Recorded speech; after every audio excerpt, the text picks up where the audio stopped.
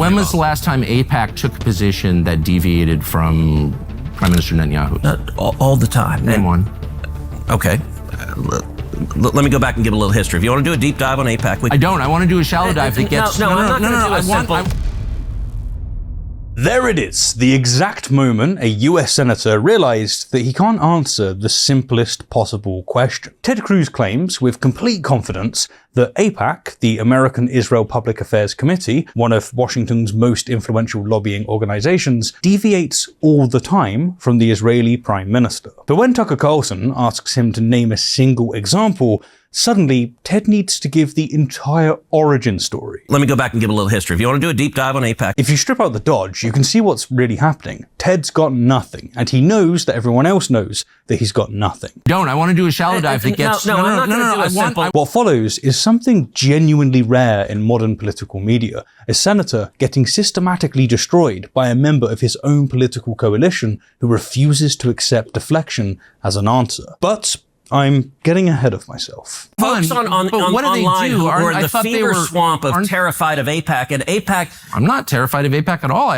You're the one who seems a little uncomfortable when I'm asking. No, not uncomfortable at all. Why hello, my fellow apes. I hope you are well. You're about to witness Ted Cruz, Texas senator and professional Twister player, attempt to defend the American Israel Public Affairs Committee against basic questions about foreign lobbying. And before we dive in, let's be crystal clear about something. Asking whether AIPAC lobbies on behalf of the Israeli government is not anti-Semitism. It's the same reasonable question we ask about every other lobbying organization that coordinates with foreign officials, from the Turkey lobby to the Saudi Arabia lobby to trade organizations representing Mexican and Canadian interests. So what's the difference? Well, when you question those groups, no one accuses you of bigotry. You're just doing basic oversight. But question AIPAC and suddenly you're feverish, obsessed, and trafficking in conspiracy theories. It's a deflection tactic designed to shut down legitimate scrutiny by weaponizing sensitivity around anti-Semitism, and Ted deploys it repeatedly throughout this exchange. It's weird, the obsession with Israel. Now, let's also be clear about who we're watching here.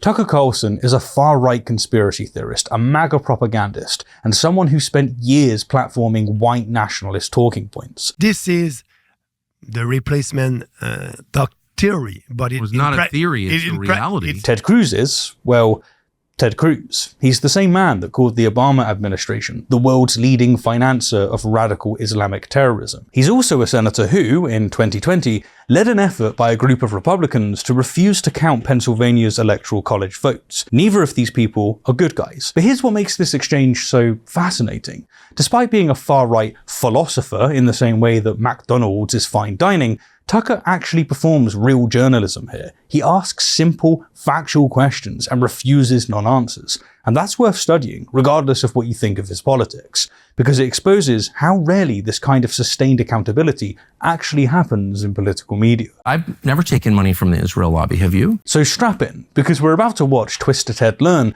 what happens when deflection tactics that work in short cable news segments fail catastrophically under sustained focused questioning. This is what real accountability looks like when someone actually demands it, and it is absolutely brutal. We get massive benefits from Israel. Okay, this is absolutely wild. Data brokers are building files on people like you and me that stretch to 11 pages and beyond. We're talking address histories, phone numbers, family connections. Hell, they're even tracking what we buy and where we shop. So here's what's happening. These data broker companies are pulling in billions, literally billions, trading our personal information without our consent to whoever's buying. Marketers, scammers, spammers, stalkers, the whole bunch. And yeah, they're technically required to delete your data if you request it, but they deliberately make it a bureaucratic nightmare. You'd have to go through hundreds of these sites one by one. That's where today's sponsor, Aura, comes in. They handle all of the heavy lifting for you. Aura is the complete security solution. You're getting dark web monitoring to flag when your data appears, real-time alerts for credit and bank fraud, continuous identity protection, a built-in VPN, antivirus, and password manager, plus actual US-based support who answer their phones. Sure, other identity protection services might have a couple of these features, but nobody else delivers this full arsenal at this price point. And if things go sideways, you're covered for up to $5 million in identity theft insurance. Once you subscribe to Aura, you'll see them methodically purge your information from dozens of these parasitic sites. Spam calls, they will drop off a cliff. Those creepy targeted ads stalking you everywhere. History. That unsettling sense that your digital life is being monitored. Finally gone. Honestly, it's maddening that these companies are cashing in on our data, but at least now you can fight back. Try Aura free for 14 days at aura.com/rationalityrules. Within those 2 weeks, you'll see exactly where your data is being sold, and Aura will be actively scrubbing it from broker sites without any effort from you. Stop leaving yourself vulnerable online. Thanks. We get massive benefits from Israel. Israel shares the Mossad is one of the best intelligence sources on the planet. The enemies of Israel, the people who hate Israel, they all hate us. It's almost a perfect overlap.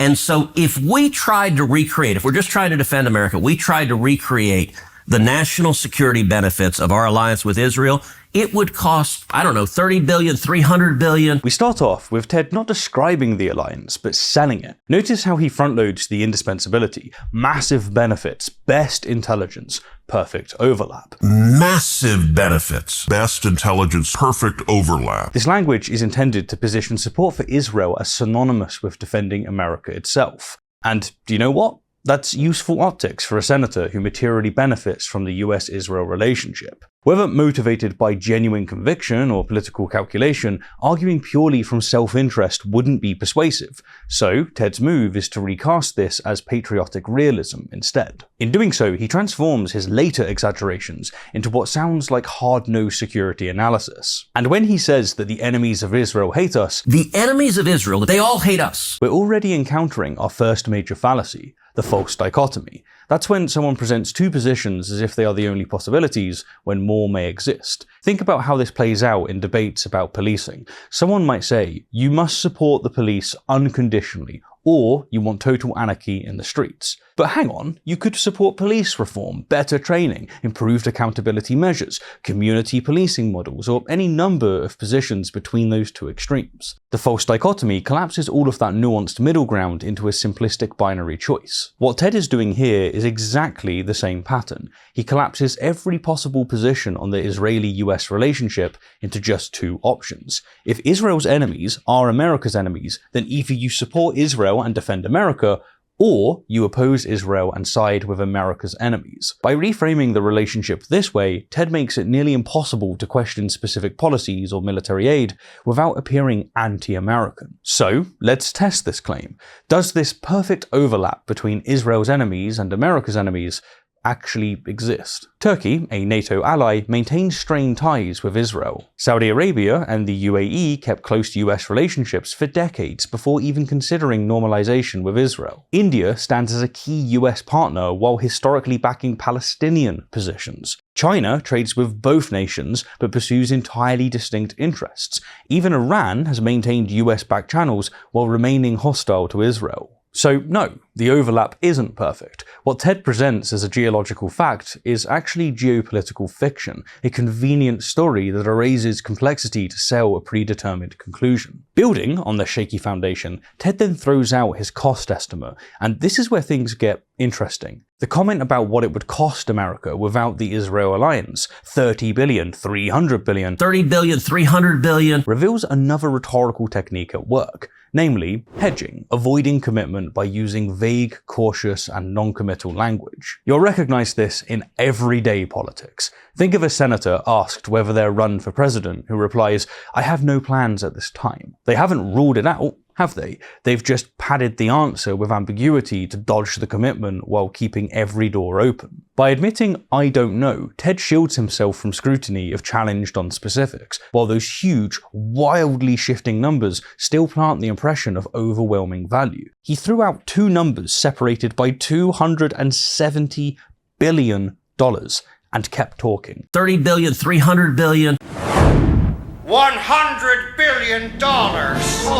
Gentlemen, silence. That is a spread wide enough to essentially contain Finland's entire GDP, tossed out as a casual estimation. What's the foundation of that calculation? Where's the analysis?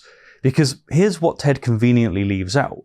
The alliance also generates significant costs in defense spending, precisely because of Israel's relationship with its neighbors. Talking of which, consider Israel's current military incursions into its neighbors, Lebanon, Syria, Gaza, and the West Bank, and its expansionist policies, which create ongoing regional instability. The United States sends billions in military aid supporting these operations, which not only generates blowback in the form of terrorist attacks, specifically targeting America, but also, and more importantly, erodes its relationships, and thus its influence with much of the world. Each escalation deepens global resentment, isolating the US diplomatically and undermining the credibility it relies on to lead international coalitions. The US isn't just paying for intelligence, it's inheriting enemies. That is a cost that Ted never factors into his back-of-the-napkin calculation. And speaking of things that Ted leaves out, notice how Mossad appears in his presentation, as a pure asset, as a gift that keeps on giving. What he conveniently admits tells you everything about how this argument is constructed. Mossad's records include assassinations and sabotage operations abroad, including in friendly countries, operations conducted without host nation approval, operations that have resulted in collateral damage, civilian casualties, and repeated accusations of violating international law. You see, presenting Mossad as an unqualified benefit requires deliberately ignoring a rather substantial file of diplomatic incidents. Ted wants you to see the intelligence victories, while carefully editing out the sovereignty violations and the bodies those operations leave behind. It would cost, I don't know, $30 billion, $300 billion. So can you elaborate? And again, I'm going into this as someone who's always liked Israel, and still does. But I also think at this point, given where we are, it's fair to ask rational questions about what the benefits are. Good. So does Mossad share all of its intelligence with us? Oh, probably not, but they share a lot. We don't share all of our intelligence with them, but we share a lot. It's a close alliance. Do they? Alright, notice Tucker's careful positioning before he even asks his question. He presents himself as someone who's always liked Israel and still does, a deliberate protective posture. As someone who's always liked Israel, and still does. Criticizing Israeli policy is still, for Republicans at least, controversial. And so, knowing his audience, he casts himself as a sympathetic insider rather than an adversary, making his challenge appear fair-minded rather than hostile. The question itself, whether Mossad shares all of its intelligence with the US, is one that Tucker thoroughly knows the answer to. As an experienced journalist, this isn't a quest for information, it's a carefully set trap. He's forcing Ted to acknowledge an uncomfortable asymmetry in the relationship. Even after all that talk about perfect overlaps and massive benefits, there are clearly some notable gaps. Does Mossad share all of its intelligence with us? Oh, probably not, but they share a lot. We don't share all of our intelligence with them, but we share a lot. In Ted's answer, he immediately jumps to deflection via the tu-quoque fallacy, when someone rejects criticism by accusing the other person of doing the same. Think about when, for instance, Trump imposed travel restrictions on several Muslim-majority countries. When critics called it discriminatory, his supporters responded, well, Obama did it too, ignoring that Obama's actions was not an executive order, did not involve visas, and was a temporary pause in response to a specific security threat from one country, not a sweeping ban on multiple nations. The "you do it too" deflection sidesteps whether the policy itself is justified. In this conversation, Ted concedes probably not on Mossad sharing everything. Oh, probably not, but they share a lot. A hedge that protects him from being called wrong while still sounding cooperative. But he immediately pivots to "we don't share all of our intelligence either." We don't share all of our intelligence with them, but we share a lot. This sidesteps Tucker's actual question entirely. Instead of defending whether Mossad delivers the massive intelligence that Ted just claimed, he normalizes the fact that Mossad withholds information, making it sound like business as usual in intelligence partnerships. It's a close alliance. Do they spy domestically in the United States? Oh, they probably do, and we do as well. And friends and allies spy on each other, and I assume all of our allies spy on us. Here, after Ted's vague but confident dodge on the first question, Tucker sharpens his probe, representing a deliberate calculated escalation, moving from "do they share" to "do they spy?" Do they spy domestically in the United States? It's no longer about information exchange between partners, it's about foreign espionage on US soil. Tucker is forcing Ted to confront a taboo truth rather than coast on abstractions about alliance. And the response is fascinating. The casual, offhand tone, yeah, probably. Oh, they probably do, and we do as well. Makes it sound like Tucker asks to borrow his lawnmower rather than asks a serious question about foreign espionage on American soil. And make no mistake, Ted's tone is part of the deflection itself. What we're seeing here is the tu quoque, again, the same technique that we saw him use before. He admits that they probably do, then instantly pivots, saying, and we do as well. Once again, redirecting scrutiny away from Israel by invoking mutual guilt, transforming a moral question into a shared shrug of complicity. Pressing on, building on that deflection, he frames espionage as not a controversial choice, but as a standard practice. I assume all of our allies spy on us. In other words, he employs an appeal to normalcy, where someone justifies behavior simply because it is considered normal or common. Think about when one defends corporate lobbying or PAC donations by saying all politicians take money from special interests. The fact that a practice is widespread doesn't make it ethical, it just means that the problem is systemic. The appeal to normalcy tries to use prevalence as a substitute for justification. So, back to when Ted acknowledges Israeli surveillance of America and then follows with friends and allies spy on each other, and I assume all of our allies spy on us. I assume all of our allies spy on us. He transforms foreign surveillance from a controversial act into standard diplomatic procedure. If everyone does it, how can it be wrong? You know what? I think it's time we ground this in actual history, because Ted glosses over something significant. Israeli espionage against the US is extensively documented and has been for decades. The Government Accountability Office reported in 1996 that Israel conducts the most aggressive espionage operations against the United States of any ally. A pattern that, while dated, underscores how long-standing and serious the concern has been. The evidence includes the Jonathan Pollard case, where Pollard received a life sentence for passing classified information to Israel. The 2004 Lawrence Franklin scandal involved leaked classified Iran documents, and the 2019 Political report identified Israel as planting surveillance devices near the White House. This isn't speculation, it is an established record. I assume all of our allies spy on us. And that's okay with you? You know what? One of the things about being a conservative is that you're not naive and utopian. You don't think humans are all... Part of the reason socialism doesn't work is the mantra from each according to his abilities to each according to his needs doesn't work. As a conservative, I assume people act in their rational self-interest. It's why the free market works. After hearing Texas Ted repeat the same deflection twice with, yeah, but everyone does it, Tucker shifts his strategy to close off the escape route. He asks if it's okay. And that's okay with you? It's more pointed, more direct, and so Ted has to either explicitly condone Israeli espionage or contradict himself. Or, well, an honest person would have to answer. But what happens instead? We catch a spectacular red herring when someone introduces an unrelated point to distract from the original issue. To witness an example, we need look no further than Pumpkin Palpatine once again. In October 2016, Trump was asked about the Access Hollywood tape in which he was recorded talking about grabbing women by the pussy.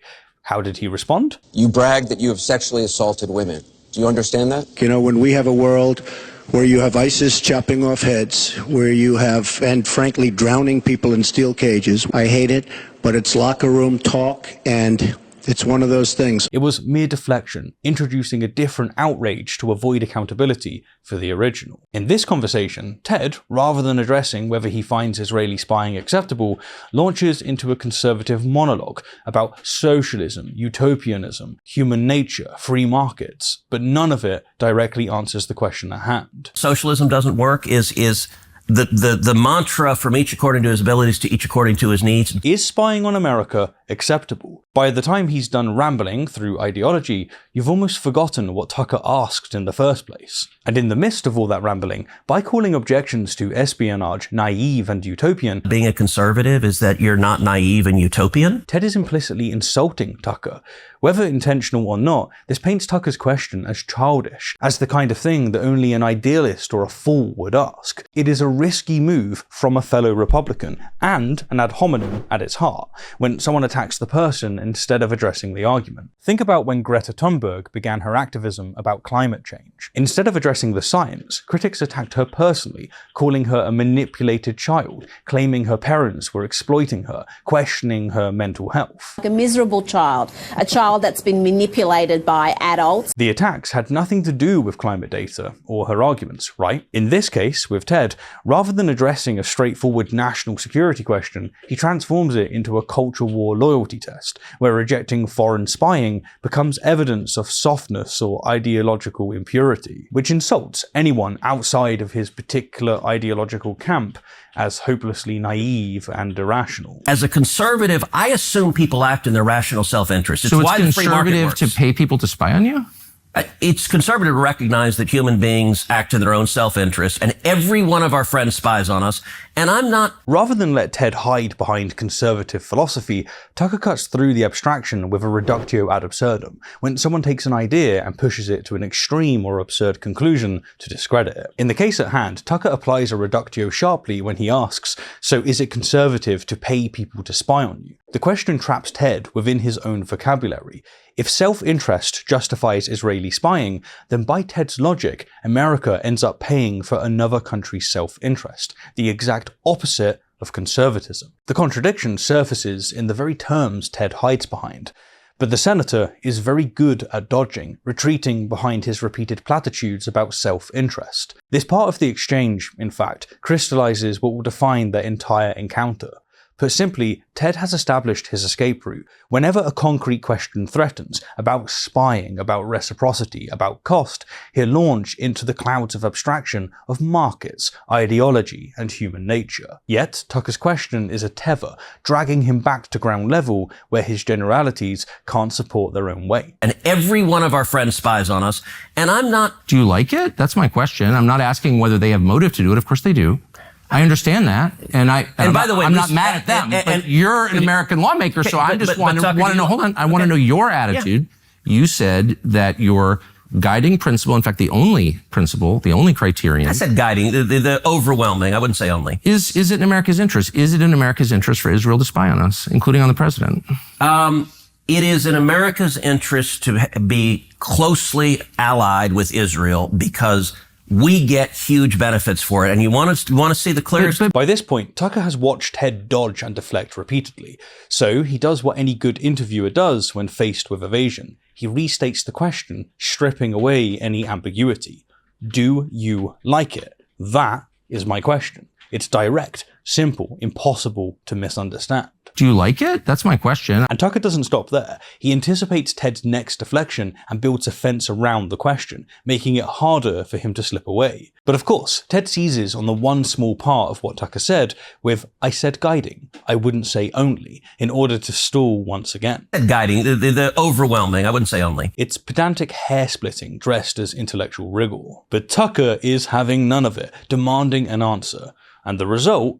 We get another red herring, the same distraction technique Ted used to avoid the is it okay question. Is it in America's interest to be spied on by its allies, no less, becomes we get huge benefits from the alliance. We get huge benefits for it. You see, Ted answered a completely different question, with the breach of trust getting repackaged as proof of partnership strength. Now, if you're already tired of hearing a politician never answer the damn question, buckle up, there is more to come. Oh shit, here we go again. We get huge benefits for it, and you want to see the clearest... But I just want to stop on the spying for a second. That it takes place, as you know, and including on the President of the United States and several precedents, and I just want to know if that's okay, and why is it okay? Wouldn't an American lawmaker say to a client state, you're not allowed to spy on us. I'm sorry. I know why you want to. I'm not mad at you, but you're not allowed to. Sure. And I don't care for it. I don't want to be spied on by you. It's kind of weird not to say that, but you don't seem able to say that. Sure, I would say don't spy on us. They're going to anyway. And by the way, the Brits are, the Canadians are, like... The kitchen is getting hot, huh?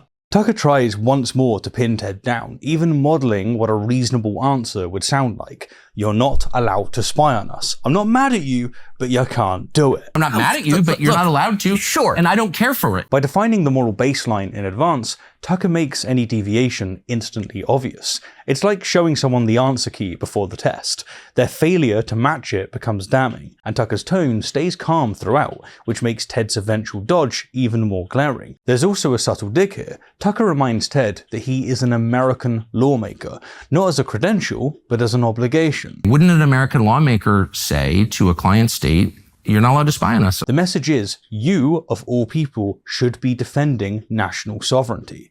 For Tucker's audience, perpetually suspicious of foreign influence, this move is especially devastating. He doesn't call Ted compromised, not quite, just observes that he doesn't seem able or willing to defend American interests, letting viewers draw their own conclusions. Ted's response compounds yet more fallacies. He begins with apparent resolve. Sure, I would say don't spy on us. But what happens next? They're going to anyway. This is an appeal to inevitability, when someone dismisses opposition to something by claiming it's unavoidable or bound to happen regardless of what we do. That is the sound of inevitability. Let's look back at climate change debates again, this time with the line of thinking, China and India will keep polluting anyway, so why should we act? It's a way of transforming choice into a foregone conclusion, turning agency into helplessness. This is what Ted does here, transforming moral violation into natural law. By presenting espionage as inevitable, they're gonna do it anyway, he shifts the focus from should this be allowed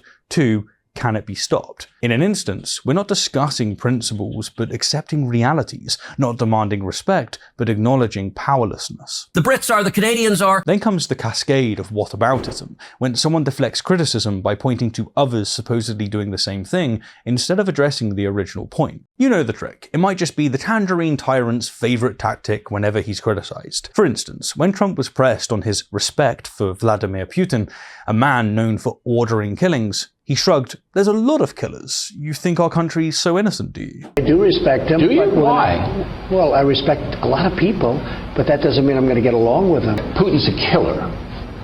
A lot of killers. We get a lot of killers. Why, you think our country's so innocent? It's pure whataboutism. Deflect blame by pointing to other villains. With Ted, we see the same move when he's challenged on the acceptability of Israel spying on the US. He responds, "Yeah, but The Brits are, the Canadians are." which additionally ties this particular whataboutism to the earlier appeal to normalcy. And that, of course, is exactly the point. He wants to make moral violation seem like standard operating procedure. And by the way, the Brits are, the Canadians are, like, I don't think... Well, I'm not for that at all. I think it's disgusting. But we don't but actually pay their, we're not their most meaningful sponsor. We're not sort of paying for the operations of the British government. Tucker's response is principled and razor sharp. He refuses Ted's whataboutism outright. Espionage isn't a matter of comparison or degree, it's wrong, no matter who does it. Well, I'm not for that at all. I think it's disgusting. And in doing so, Tucker strips the dodge of its power before it can take hold. And notice the choice words. Tucker doesn't call it wrong or concerning, those are bureaucratic words, the distancing words of a politician. No, he calls it disgusting. I think it's disgusting. That's visceral, moral language that draws a sharp line between principle and Ted's cynical accommodation, establishing Tucker as the defender of American dignity, while Ted plays, at best, an apologetic middle manager. Then comes the hammer blow, the obvious part that Ted is ignoring. America doesn't send money and arms to Britain and Canada in the same way that it freely does to Israel, money that is then used to spy back on the US. For the record, Israel receives approximately $3.8 billion in annual US military aid, about 16% of Israel's entire defense budget.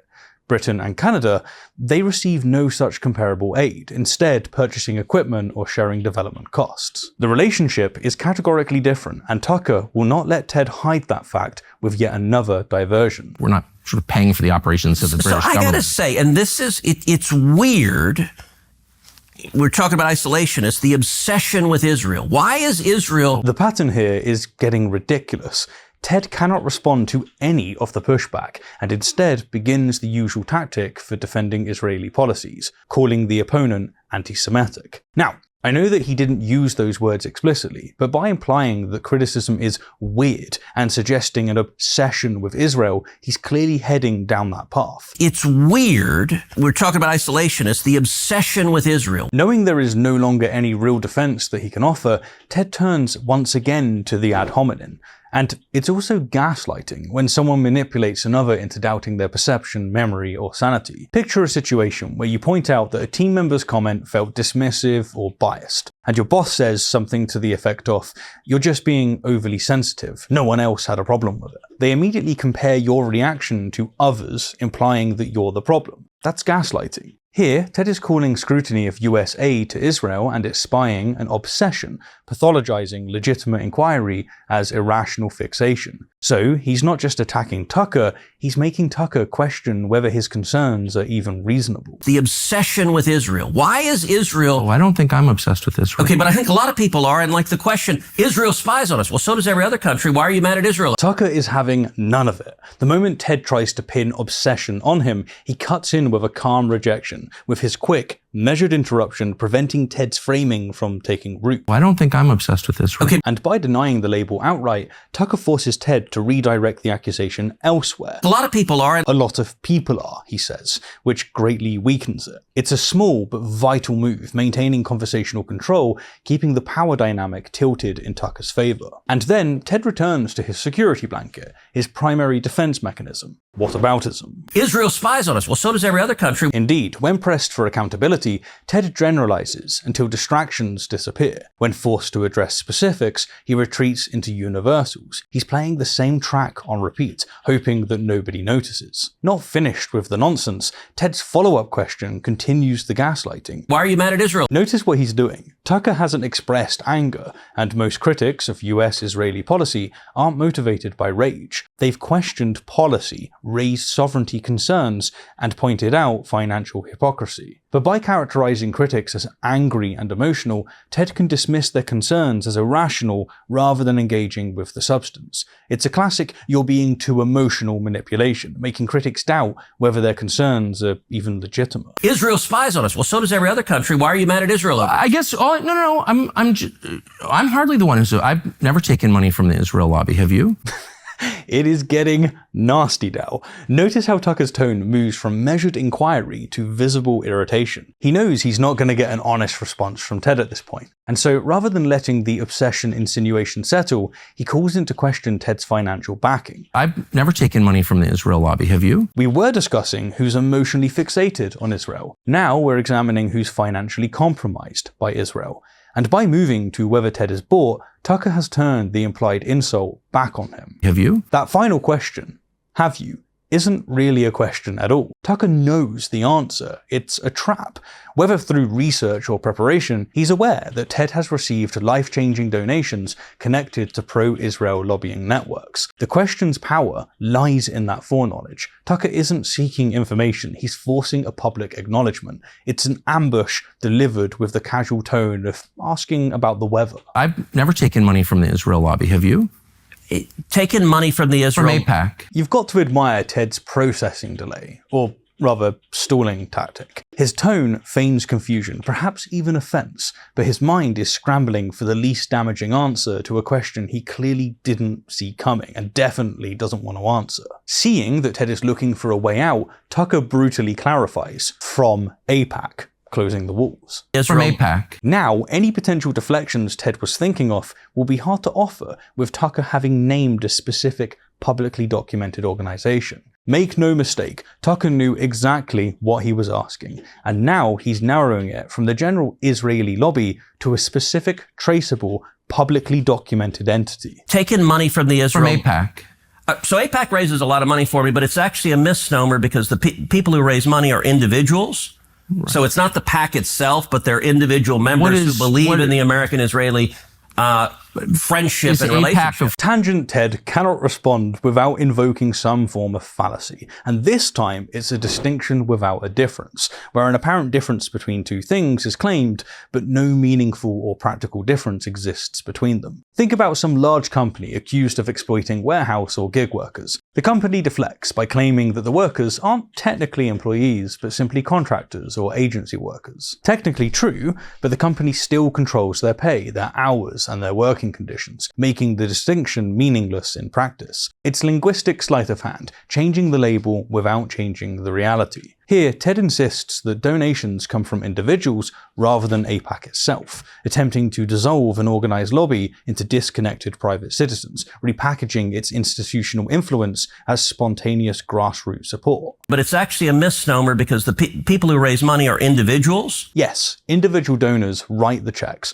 but the money remains coordinated, encouraged, and directed through AIPAC's network. The structure of control doesn't vanish just because the signatures change. And the factual record exposes this bullshit. In the 2022 election cycle alone, AIPAC poured more than $17.5 million into campaigns through its super PAC, the United Democracy Project, money that goes well beyond individual donations. The organization openly boasts of executing coordinated political strategy, with its leadership holding regular meetings with Israeli prime ministers and cabinet members. In light of that, Ted's claim that it's just individuals isn't clarification, it's camouflage. Is AIPAC a foreign lobby? No, it's an American lobby. It's the AIPAC stands for the America-Israeli Political Action. Ted's response reveals his position's weakness immediately. He claims that AIPAC is an American lobby and then cites the organization's name as proof. Technically, AIPAC is an American lobby. Its staff and donors are US citizens, but that is beside the point. Ted isn't defending its structure, he's using the label itself as evidence of allegiance. AIPAC stands for the America-Israeli Political Action. Think about the MAGA defense of Trump. He must be a good president because why else would he win the election? The reasoning goes in a loop. It assumes that winning proves goodness, and that goodness explains winning. But election results don't necessarily reflect the quality of leadership. They reflect popularity, strategy, timing, and public sentiment. The argument just circles back on itself without offering any real evidence of Trump being a good president. Here, Ted treats the label American Israel Political Action Committee as proof that it represents American interests. But a name doesn't define function, does it? It's like insisting that North Korea must be democratic because it calls itself the Democratic People's Republic of Korea. The dodge is transparent, avoiding substance by hiding behind a self-applied label. Oh, and even more amusing, he got the name wrong. It's the American Israel Public Affairs Committee, not Political Action Committee. AIPAC stands for the America-Israeli Political Action Committee. What does it lobby for? So, to be honest, not a whole lot effectively. Listen, I came into Congress 13 years ago with the stated intention of being the leading defender of Israel in the United States Senate. Great. And I've worked every day to do that. Tucker's follow-up appears casual, simple curiosity. But it's a trap! He knows exactly what AIPAC lobbies for. But by asking as if he doesn't, he forces Ted to define it on the record. It's a classic journalistic move. Shift from accusation to apparent innocence so the subject walks into their own trap. And Ted does exactly that. His response attempts to minimize AIPAC's influence. To be honest, not a whole lot effectively. Listen. Notice that hedge word, effectively. This is a rhetorical trick when someone uses cautious, non-committal, and qualifying language to escape accountability. Consider someone stating, "I think the project might be delayed," instead of directly saying, "the project will be delayed." The speaker hedges with "I think" and "might" to reduce certainty. When Ted says "not a whole lot," and effectively, he creates an escape hatch. If anyone later points to specific lobbying victories, he can dismiss them as minor exceptions rather than the rule. It's preemptive damage control, and yet within seconds, he contradicts himself, boasting that he came to Congress with the explicit intention of being Israel's leading defender. With the stated intention of being the leading defender of Israel in the United States Senate. The juxtaposition is extraordinary. He downplays the lobby's influence while simultaneously aligning his entire political identity with its mission. It's a cell-phone that confirms precisely what Tucker has been baiting him to reveal. Put another way, Ted just denied foreign influence, all while centering his political career around defending the very country whose lobby funds him. He doesn't need to explicitly say that he's paid to represent Israel, he's declared it his life's work. The audience can draw that line themselves, and the fact that he doesn't see the problem makes it even more damning. I came into Congress 13 years ago with the stated intention of being the leading defender of Israel in the United States Senate. Great. And I've worked every day to do that. AIPAC, a lot of times, AIPAC I wish were much more effective. Ted offers perhaps the mildest criticism possible, wishing that AIPAC were more effective. But more effective at what exactly? He didn't answer what it actually does, only that it isn't very good at doing it. AIPAC I wish were much more effective. Like, there are folks online who are in the fever swamp of terrified of AIPAC, and AIPAC... At this point, Tucker recognizes the pattern. Ted keeps dodging substance with vagueness and deflection, so he sharpens his next question. But what do they do? Instead of asking about AIPAC in general terms, he presses for specifics, forcing Ted to define what the organization actually does.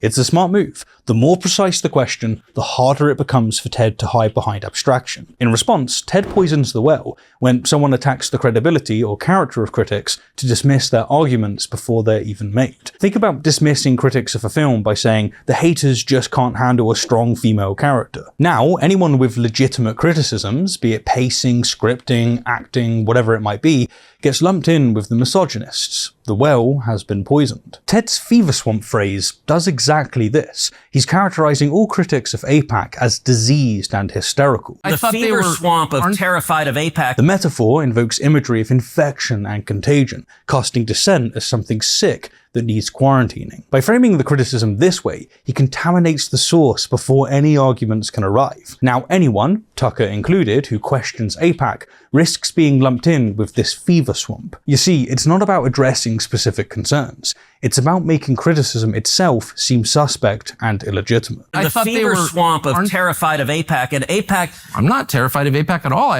You're the one who seems a little uncomfortable when I'm asking. No, not uncomfortable at all. Tucker refuses to play the role that Ted has scripted for him, the irrationally terrified critic lost in the fever swamp. Instead, he again flips the insinuation that Ted is the one that's uncomfortable, turning the attack into an exposure of his own defensiveness. You're the one who seems a little uncomfortable when I'm asking. No, not uncomfortable at all. And Ted's denial only reinforces that impression. His tone, his interruptions, his mounting insistence throughout this exchange all signal tension. It's an instinctive deflection that portrays exactly what he's trying to hide. You're the one who seems a little uncomfortable when I'm asking. No, not uncomfortable at all. I'm just asking what AIPAC does. My understanding, having known a lot of people who work at AIPAC, is that it lobbies on behalf of the Israeli government. Wrong.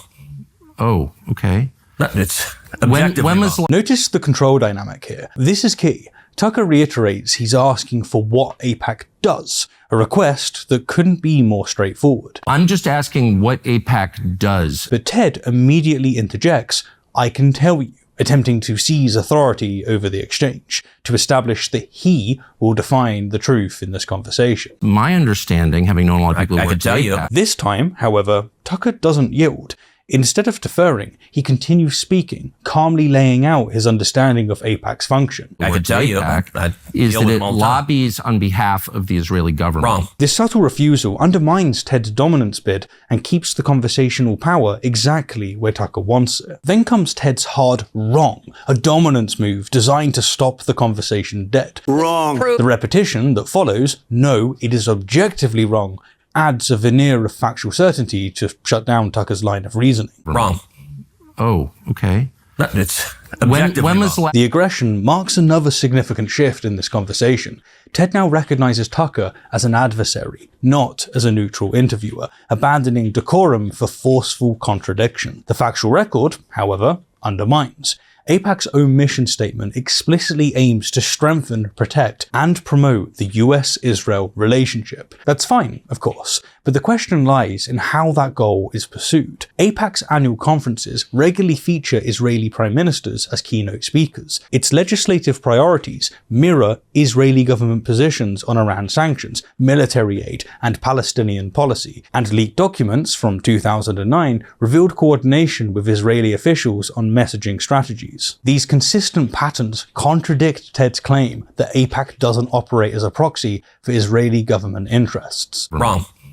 Oh, okay. It's objectively when was the wrong. last time AIPAC took a position that deviated from Prime Minister Netanyahu? All the time. Name one. Well, damn. After Ted escalates with his condescending, objectively wrong, Tucker knows that he has to ask a question that lands cleanly, one that will leave Ted no room to dodge. So he moves from generalities to specifics. Rather than debating whether AIPAC represents Israeli interests, he asks for a single instance when it didn't. It's a precise strike designed to corner Ted, and when he can't answer, it is absolutely devastating. When was the last time AIPAC took a position that deviated from Prime Minister Netanyahu? All the time. Talking of which, Ted's answer, all the time, is an attempt to sound confident while saying nothing. If it happens all the time, naming a single instance should be effortless, right? All the time. Name one. And that's precisely the challenge he receives.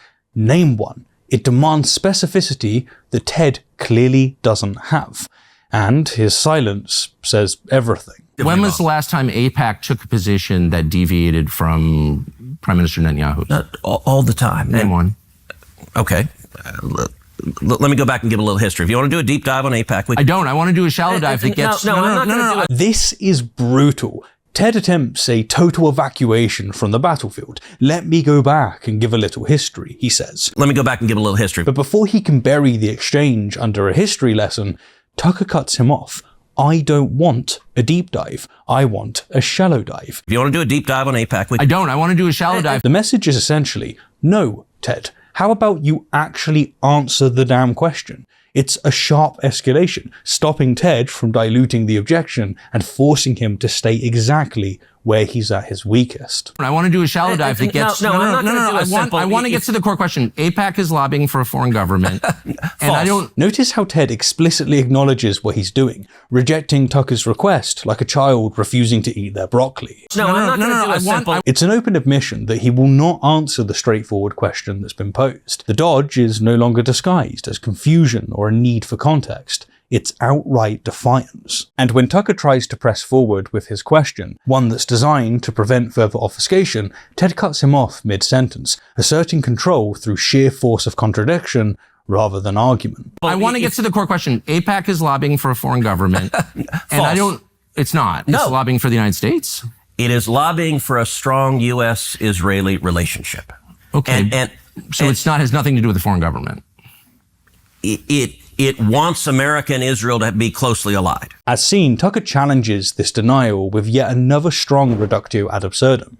If AIPAC is not lobbying for Israel or any other foreign entity, then is it lobbying for the United States? It's not. It's lobbying for the United States. By taking Ted's denial to its logical endpoint, he exposes the incoherence of claiming that a lobby so thoroughly aligned with Israeli interests isn't acting on behalf of Israel. But this binary framing has a weakness that Ted exploits. He frames AIPAC's mission as lobbying for a strong US-Israeli relationship. This is a euphemism, when someone softens or downplays the severity of a reality by using mild, vague, or less direct language. It's a feel-good phrasing that conceals the asymmetry of that relationship, an attempt to sound patriotic while dodging specificity. It is lobbying for a strong U.S.-Israeli relationship. The logic is hollow, like saying an arms dealer just wants a strong buyer-seller relationship. It sounds cooperative, bilateral even, but only one side is getting the real benefit. It wants America and Israel to be closely allied. Okay, but it's lobbying on behalf of the interests of another country. So that's not true at all. And if it's not true. No. How much contact do you think AIPAC leaders have with the government of Israel? Tucker is demonstrating that he can do real journalism here. No matter how much Ted squirms behind political jargon, he can't escape the steady pressure. Once again, Tucker exposes the obvious. If AIPAC's goal is a US-Israel alliance, it's clearly advancing Israeli interests. Ted, meanwhile, seems trapped in a loop, desperate to avoid any mention of foreign influence, even as he keeps denying it. And each time he does, Tucker tightens the noose a little more. How much contact do you think AIPAC leaders have with the government of Israel? No idea. I imagine some. I think the government of Israel is often frustrated with AIPAC because AIPAC's not nearly strong enough. Ted begins by feigning ignorance that collapses instantly when he speculates some and then volunteers inside knowledge about Israel's frustrations with AIPAC. The contradiction is striking. He can't simultaneously know nothing and yet know this much.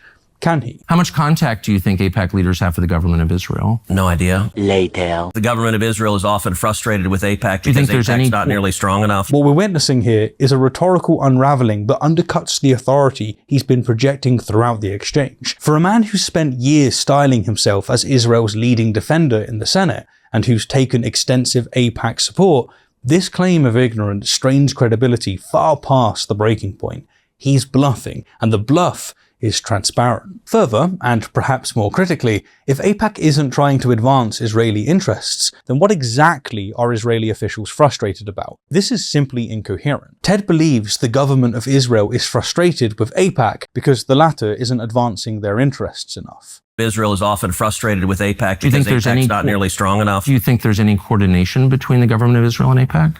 Do they talk? Sure. If you're lobbying for more U.S.-Mexico trade, would you talk to people in the U.S. and Mexico and the government? Sure. Like if Tucker continues applying the pressure, very well done, I will add, and is finally rewarded with Ted's concession. After the repeated denials that AIPAC acts on behalf of Israel, this yes or no question finally forces him to confront reality. Do they talk? Sure. So, let's pause and consider what's just happened. After all that deflection, after all those denials, old Tangent Ted finally admits coordination exists. But see how quickly he tries to bury the submission under normalization. He immediately pivots to comparing it to US-Mexico trade, softening what is controversial into something routine, mundane even. It's the same rhetorical move he deployed earlier when downplaying Israeli espionage as something that everyone does. Oh, they probably do, and we do as well, and friends and allies spy on each other. If you're lobbying for more US-Mexico trade, would you talk to people in the US and Mexico and the government? Sure. Remember that? He takes the uncomfortable admission and reframes it as business as usual. Nothing to see here. Perfectly normal operations. Here's what makes this analogy so deceptive. Ted wants you to think that AIPAC's coordinations with Israel is just like any other trade organization working with foreign partners. It sounds reasonable, right? Except there's a critical legal distinction he's hoping you'll miss. Under US law, organizations that coordinate with foreign governments on lobbying, like Bollard Partners, which work on behalf of Turkey, must register under the Foreign Agent Registration Act, or FARA. That's the law that requires transparency when you're working on behalf of a foreign government's interests. It's not controversial, it's not punitive, it's just disclosure, letting the American public know who's lobbying them and on whose behalf. Now, here's the problem with Ted's comparison. AIPAC doesn't register under FARA, despite comparable coordination with Israeli officials, despite advancing Israeli government policy priorities, despite the very coordination that Ted just admitted exists. AIPAC claims exemption from the transparency requirements that apply to other foreign-aligned lobbying groups. So Ted's analogy doesn't defend AIPAC. Rather, it actually exposes the double standard. He's accidentally arguing that AIPAC should be held to the same legal standards as the trade organizations he's comparing it to. Standards AIPAC has spent decades avoiding. Do they talk? Sure. If you're lobbying for more US-Mexico trade, would you talk to people in the US and Mexico and the government? Sure. So I'm not mad about that. There are a million countries that lobby Washington. I like a lot of those countries, including Israel. But AIPAC are Americans. They're not Israelis. Hold on. Notice what Tucker just did there. He appears to be lowering the temperature, acknowledging that foreign lobbying happens all the time and he's not inherently opposed to it. I'm not mad about that. There are a million countries that lobby Washington. But this is deliberate. It's a tactical softening meant to look conciliatory while actually tightening the pressure, framing his critique as calm reasonableness against Ted's defensiveness. Ted, however, still doesn't take the bait. Instead, he returns to a familiar deflection, shifting the conversation from what AIPAC does to who its members are. Okay, but AIPAC are Americans, they're not Israelis. Hold on. By emphasizing that AIPAC's members are Americans, he's implying that citizenship somehow is a shield against accountability for coordinating with foreign governments. It's a deflection you hear constantly in these debates, and it sounds intuitive. Of course Americans advocating for American policy can't be foreign agents, right?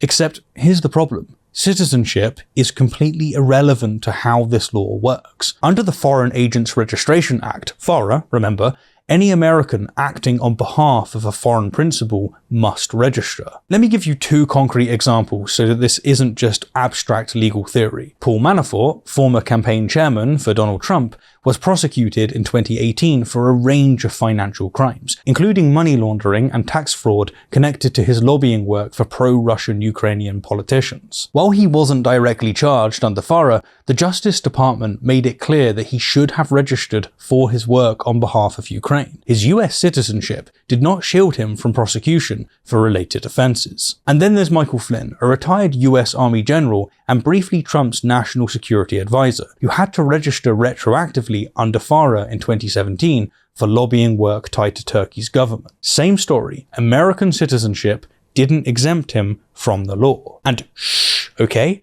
Nobody point out that these are yet more criminals surrounding Felon 47 and that Trump himself should probably register as acting on behalf of Russia. I mean, what he's done for Russia is really amazing. Just keep that quiet. Anyway, the statute explicitly includes American citizens lobbying for foreign interests. It has to. Otherwise, any foreign government could just hire Americans and bypass all transparency requirements. Ted's nationality defense doesn't just miss the point, it collapses under basic legal scrutiny. Okay, but AIPAC are Americans, they're not Israelis. Hold on. There are tons of Americans who lobby on behalf of foreign governments. I know them. I'm related to some of them. I know how it works. I'm from here. So my question is not, is it outrageous that foreign governments lobby the United States? They all do, okay, including Israel. My only question is, why don't we admit that is what's happening? You're denying it, but it's true. See how Tucker dismantles Ted's deflection by flipping his own defense back on him. Ted has repeatedly insisted that foreign lobbying is normal. Everyone does it. And Tucker doesn't dispute that premise. Instead, he sharpens it into a blade. Yes, I know Americans can lobby for other countries. I never said otherwise. There are tons of Americans who lobby on behalf of foreign governments. I know them. I'm related to some of them. The question is, if it's normal, why pretend that Israel isn't doing it too? This framing turns the exchange into a moral trap rather than a factual one that Ted can't escape precisely because Tucker accepts his premise. My only question is, why don't we admit that is what's happening? You're denying it, but it's true. With the discussion shifted from is it happening to why deny it, Ted can't hide behind technicalities or legal distinctions. The whataboutism that once shielded him now exposes. But notice what else Tucker does here. His appeal to personal authority, I know them, I'm related to some of them, goes beyond establishing credibility. I know them, I'm related to some of them. I know how it works, I'm from here. This is a declaration of inside insight, a statement that says, I know how this works, and so do you. It's an impactful addition, definitely. But it's also tipping his cards. You see, this line shatters Tucker's earlier pose of wide-eyed inquiry. For anyone wondering whether Tucker knew exactly what he was doing from the very beginning throughout this entire exchange, this confirms it. Does Mossad share all of its intelligence with us? The feigned innocence, the seemingly naive questions, the persistent, I'm just trying to understand routine, it was actually all tactical. Tucker wasn't confused. He was never confused. He was building a case, question by question, letting Ted tie himself in knots before revealing that he knew the whole game all along. And I should add that Ted knew that Tucker was doing this. Tucker knew that he was doing this. They knew what was going on. This is politics. My only question is, why don't we admit that is what's happening? You're denying it, but it's true. Yeah, and but why because what you're saying is false. Why aren't they registered as a foreign lobby? Because they're not. Cornered, Ted just keeps looping back to outright denials, despite the fact that he himself equated AIPAC to other foreign lobbies. But here's what makes these denials even more brazen. Multiple AIPAC members have received indictments for funneling classified US information to the Israeli government. We're not talking about policy disagreements or lobbying intensity. We're talking about actual espionage charges involving the transfer of classified American intelligence to a foreign power. And the organization's influence goes far beyond traditional lobbying. In the 2022 midterms, AIPAC spent $24 million through its Political Action Committee, the United Democracy Project, specifically to defeat Democratic primary candidates who weren't considered pro-Israel enough. Think about what that means. A lobbying organization claiming to represent American interests is spending tens of millions to eliminate American legislators based on their positions towards a foreign government. Now, you might be wondering, how does AIPAC actually avoid FARA registration? The legal mechanism is worth understanding because it reveals just how calculated this arrangement is. FARA requires an organization to register if it acts at the order, request, or under the direction or control of a foreign principal to influence US policy. Notice the specific language, direction or control.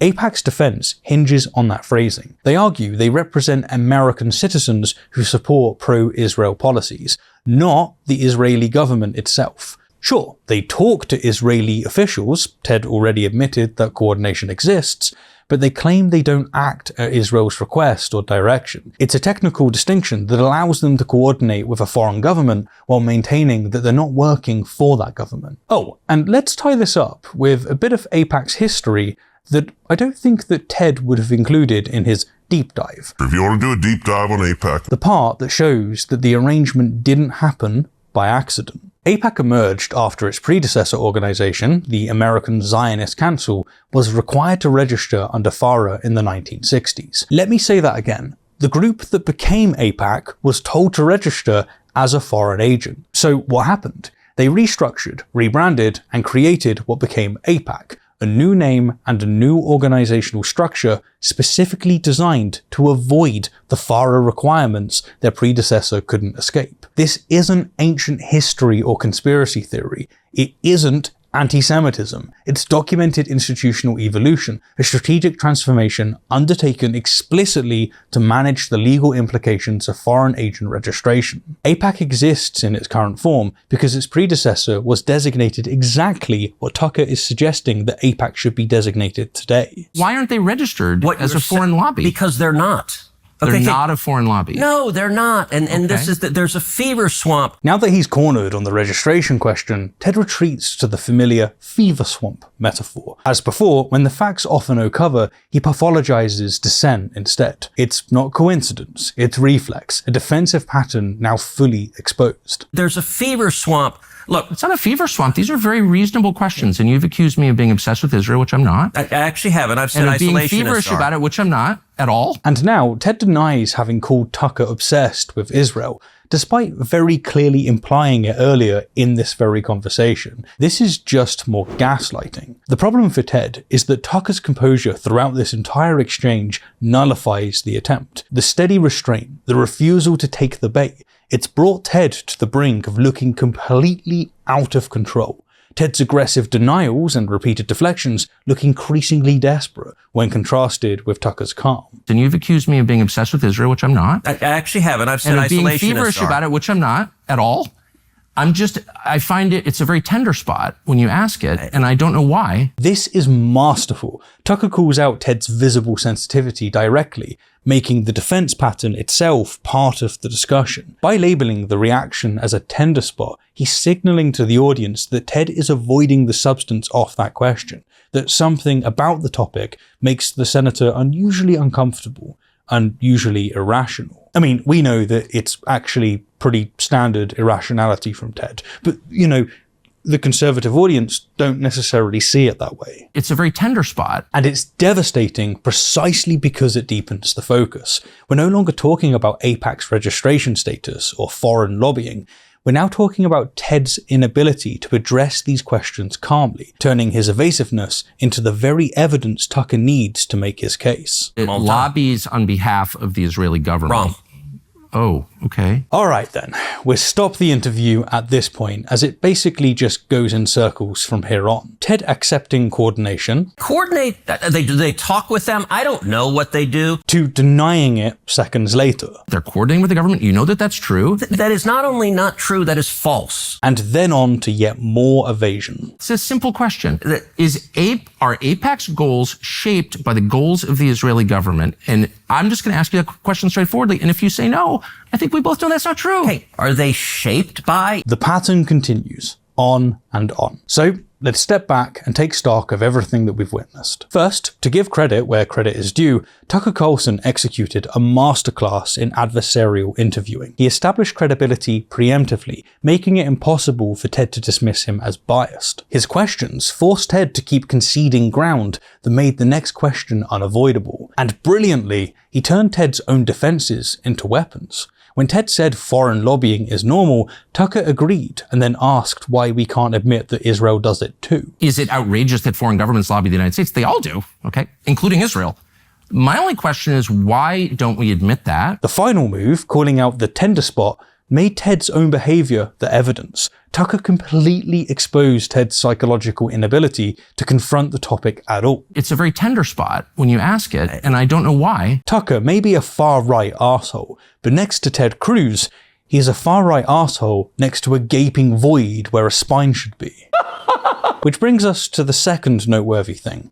Ted's complete rhetorical collapse. He offered fallacy after fallacy, contradiction after contradiction. AIPAC isn't a foreign lobby. It lobbies on behalf of the Israeli government. Wrong. But it's just like other foreign lobbies. Or if you're lobbying for more U.S.-Mexico trade, would you talk to people in the U.S. and Mexico and the government? Sure. There's no coordination. They're coordinating with the government. You know that that's true. That is not only not true, that is false. But of course they talk. Do they talk? Sure. Israel is frustrated that AIPAC isn't advancing their interests strongly enough. The government of Israel is often frustrated with AIPAC because AIPAC's not nearly strong enough. Despite AIPAC not advancing their interests at all. It's lobbying on behalf of the interests of another country. So that's not true at all. And most damning of all, Ted couldn't provide a single concrete example. Not one time that AIPAC disagreed with Netanyahu. He couldn't do it. His entire defense rested on assertion and deflection, and both crumbled under pressure. When was the last time AIPAC took a position that deviated from Prime Minister Netanyahu? All the time. Name one.